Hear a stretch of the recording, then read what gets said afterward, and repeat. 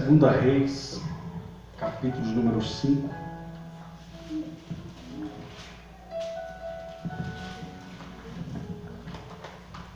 Texto muito conhecido pelo povo de Deus. Segunda Reis, capítulo 5. A partir do verso 1.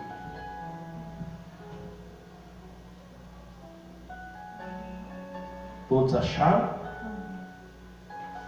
Segunda Reis, capítulo 5, verso 1.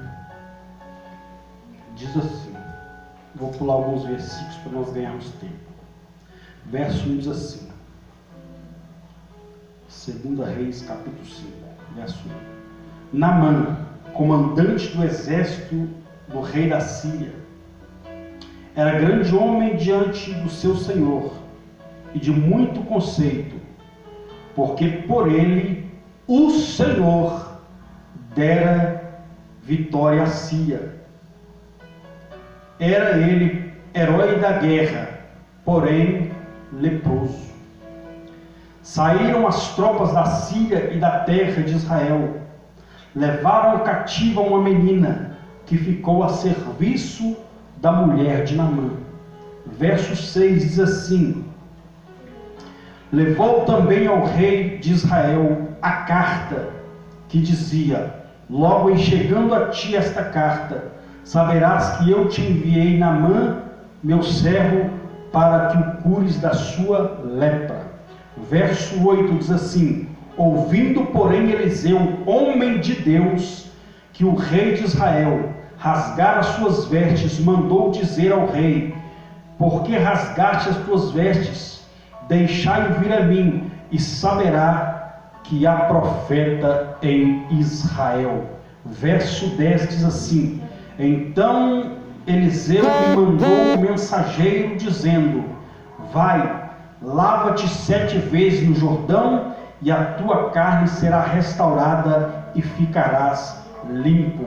Naamã, porém, muito se indignou, e se foi dizendo: pensava eu que ele sairia e ter comigo, pôs-se em pé, invocaria o nome do Senhor seu Deus, moveria a mão sobre o lugar da lepra e restauraria o leproso. Amém? Pode se assentar em nome de Jesus. Feche os seus olhos e fale com Deus nessa hora. Grandioso Deus e soberano Pai, Deus, neste momento mais uma vez nós nos colocamos na dependência do Teu Espírito Santo, pedindo ao Senhor que fale conosco, nos abençoa, nos direciona através da Tua Palavra, porque só o Senhor tem as palavras de vida eterna, em nome de Jesus. Amém. Glória a Deus. Amém. Irmãos, eu quero falar aqui um pouco sobre os passos da fé. Digo, os passos da fé. Amém?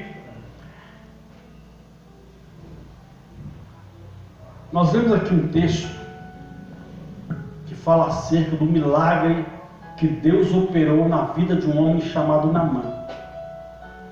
E o texto começa falando, exaltando a pessoa deste homem chamado Naamã. E a Bíblia diz então que Naamã, ele era um homem muito conceituado pelo povo, era um comandante, um capitão de guerra do rei da Síria, um homem chamado Ben-Hadad. Era um homem como se fosse o braço forte ali do rei, o braço direito ali do rei. E a Bíblia fala que ele era herói de guerra, muito conceituado. Dá uma lista ali, das qualidades que ele adquiriu, da fama dele. E a Bíblia fala que o Senhor, o próprio Deus, deu uma grande vitória para ele. E fala que ele era herói de guerra. E o versículo termina dizendo: porém, ele era leproso. Porém, ele era leproso. Hoje nós temos a medicina, avançada, Hoje, muitas doenças que antigamente nem vacina tinha, hoje tem.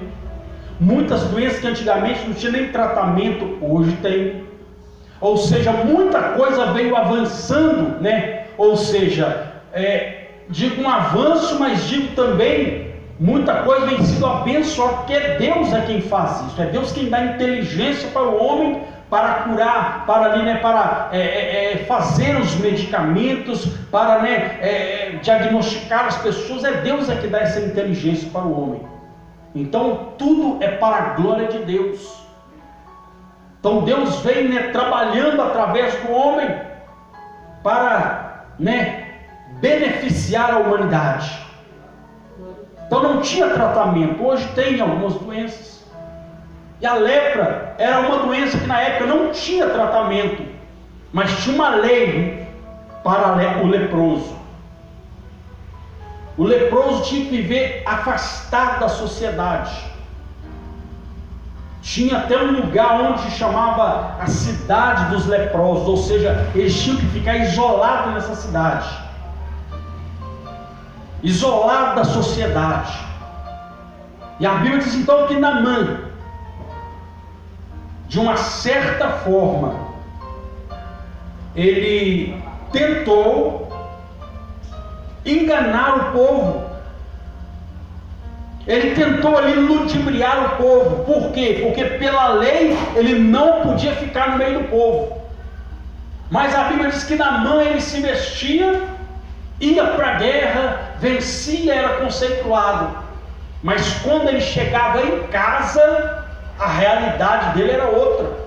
Ou seja, lá fora ele era vencedor, lá fora ele era conquistador, lá fora ele era um herói, mas dentro de casa ele era um leproso. E aquilo de certa forma não incomodava.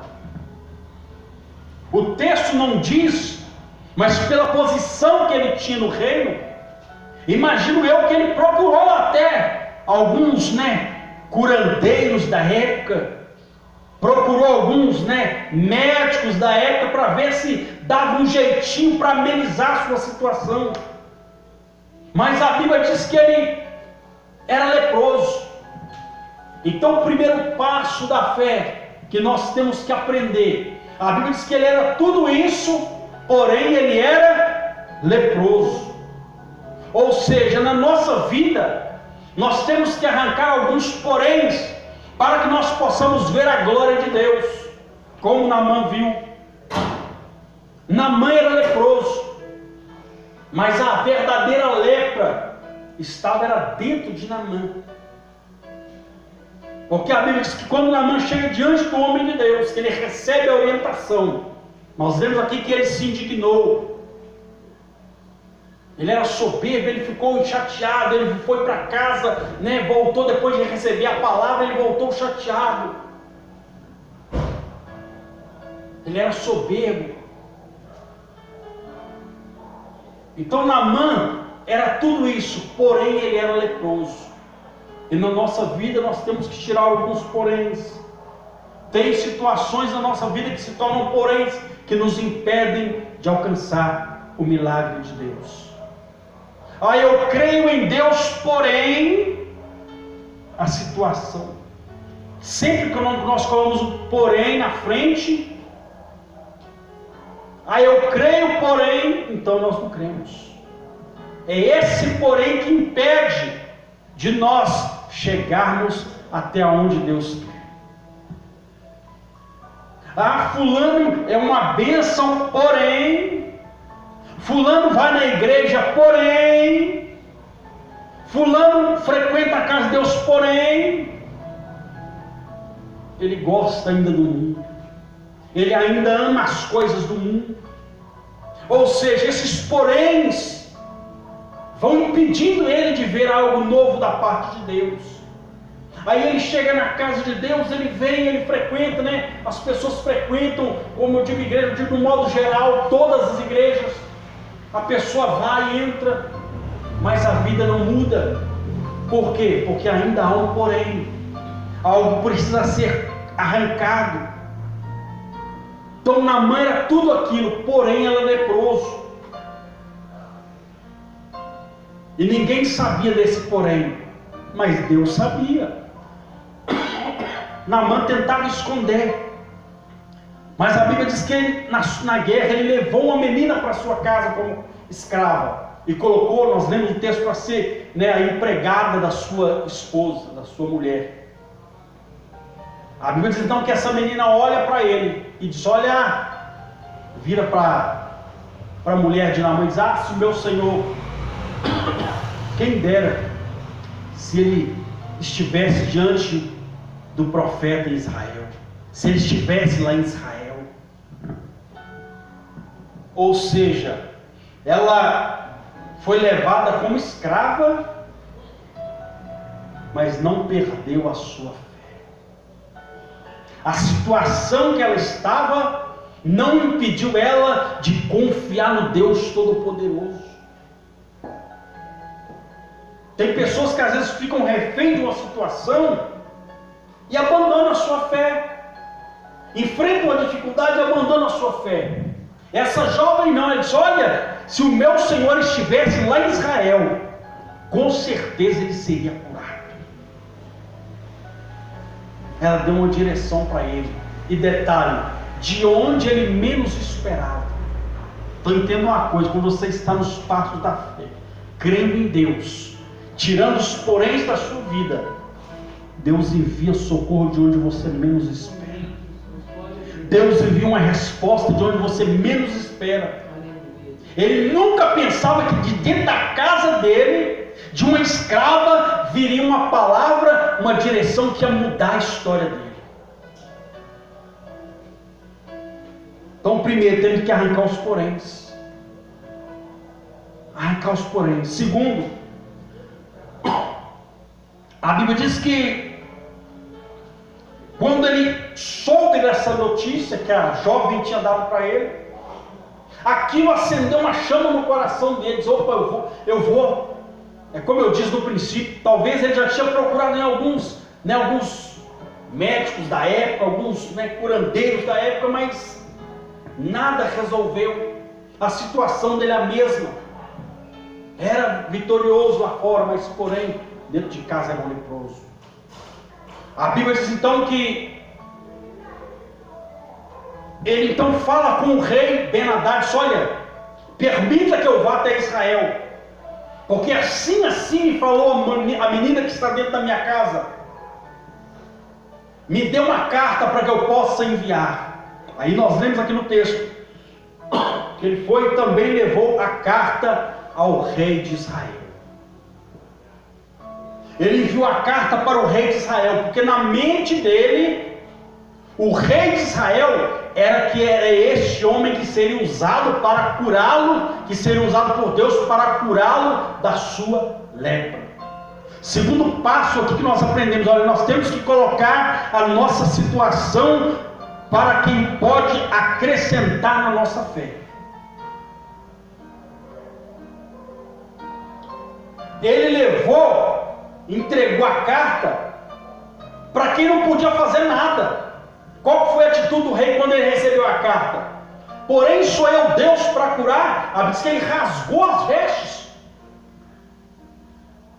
porque ele recebeu a carta de Naamã. Porque Naamã entregou a sua situação para quem não podia fazer nada, para quem não podia acrescentar. E muitas vezes isso acontece na nossa vida. Às vezes ali no ápice a gente está vivendo uma situação, a gente fica doido para colocar aquilo para fora, para compartilhar aquilo com alguém. Mas entenda uma coisa, não é com qualquer um que você pode relatar algumas situações da sua vida, algumas dificuldades que você vive, porque nem todo mundo tem a mesma fé que você. Nem todo mundo tem a mesma crença de fé como você. Na mente dele, eu vou mandar para o rei, porque o rei é o homem principal lá de Israel, então é ele quem vai ser esse instrumento. Se enganou ele. Quem opera é Deus. Ele mandou para o homem. Manda para Deus.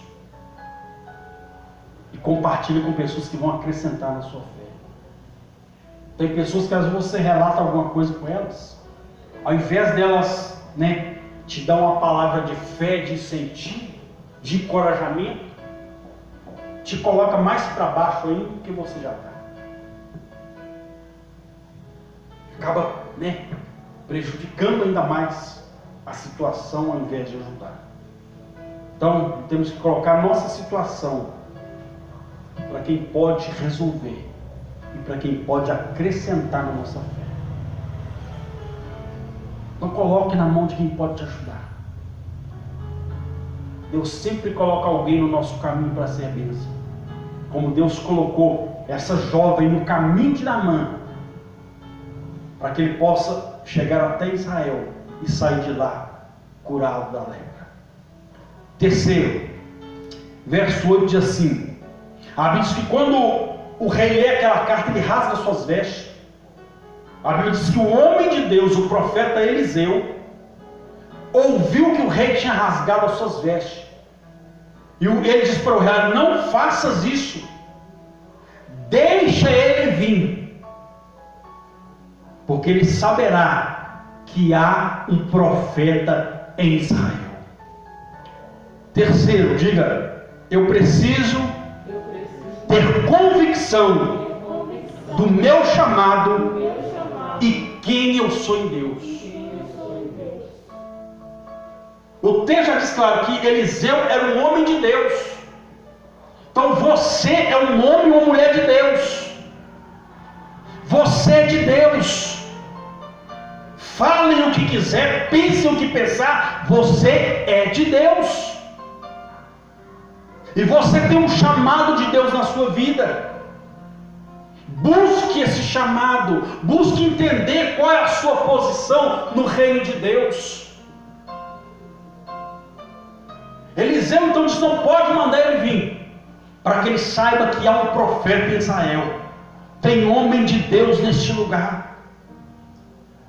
Que o inferno saiba que tem um homem ou uma mulher de Deus dentro da sua casa, que é você, dentro do seu lar, no seu trabalho, aonde você for, há um homem ou uma mulher de Deus naquele lugar. Por quê? Porque você chegou lá. Você é o homem e a mulher de Deus. Você é o instrumento que Deus levantou para mudar a história deste bairro, mudar a história da sua casa, mudar a história da sua família. Você é o instrumento de Deus. Eliseu disse: olha, pode vir, porque aqui ele vai saber que tem um homem de Deus aqui. Tem alguém que Deus vai usar para mudar a história dele. Tem alguém que Deus vai usar para ser um canal de bênção na vida dele. Você foi chamado para ser um canal de bênção na vida das pessoas. Você foi chamado para ser um vaso na mão de Deus, um instrumento de bênção. Então entenda, tenha convicção do seu chamado e quem você é em Deus. A Bíblia diz que no Senhor nós somos mais que vencedores. A Bíblia diz que no Senhor nós podemos todas as coisas, porque Ele nos fortalece. Quarto, a Bíblia diz, verso 10, diz assim: então Eliseu lhe mandou um mensageiro dizendo: vai, lava-te 7 vezes no Jordão, e a tua carne será restaurada e ficarás limpo. Diga: eu preciso ter sempre algo de Deus para passar para as pessoas. Eliseu tinha algo de Deus para passar para Naamã. Entenda uma coisa: nós só temos, nós só damos, nós só entregamos, nós só passamos para alguém aquilo que nós temos. Você só dá para alguém aquilo que você tem. Ele tinha uma direção de Deus para Naamã. Disse: olha, vai, desce no Jordão, lava-te 7 vezes, e você será restaurado. Entenda uma coisa: Deus te levantou para restaurar vidas, para colocar pessoas diante de você, para você ser um restaurador de Deus nessa terra. levantou Neemias para restaurar os muros de Jerusalém que estavam derrubados, para restaurar aquela cidade. Deus te levantou para restaurar essa família, a sua família. Deus te levantou para restaurar as pessoas que passam diante de você, que estão com a vida arruinada. É para isso que Deus nos chamou, para ser restauradores nessa terra, para passar algo de Deus para as pessoas. Só que para passar algo de Deus, tem que buscar algo de Deus. Consegue entender isso? Para passar algo de Deus, eu tenho que buscar algo de Deus. Eu tenho que me envolver com as coisas de Deus. Eu tenho que buscar algo da parte de Deus. Ele levou uma palavra de Deus para a vida daquele homem. Então tem uma palavra de Deus para as pessoas. Tem a sua vida como um testemunho do mover de Deus para as pessoas. Aquilo que você fala da sua vida, que Deus tem feito, já é uma palavra de Deus para a vida das pessoas. Porque às vezes as pessoas se atêm muito, mas eu não sei pregar. A sua vida já é uma pregação. Aleluia. A sua vida, a sua história de vida já é uma pregação. Que você passou até hoje, as lutas que você passou, e hoje você pode dizer: eu estou de pé porque a mão de Deus me sustentou. Eu estou vivo porque a mão de Deus me guardou. Estava contando testemunho esses dias para os irmãos, que se não é a mão de Deus, nem aqui eu estaria para contar a história. O que o diabo já tentou, tramou para tirar a minha vida, quando eu estava, se não conhecia Deus. E depois que eu conheci a Deus, ele tentou tirar minha vida, mas Deus entrou com providência. Quando você coloca a sua vida na mão de Deus, ela está na mão de Deus. Vou repetir de novo: quando você coloca a sua vida na mão de Deus, ela está na mão de Deus. Glória a Deus, aleluia. E é Ele quem resolve. Então tem algo para passar. A sua vida é algo para passar para as pessoas, do mover de Deus. E para finalizar, a Bíblia diz que Naamã, então, Eliseu manda o mensageiro, diz: olha, vai até o Jordão, lava-te 7 vezes e será restaurada a sua lepra.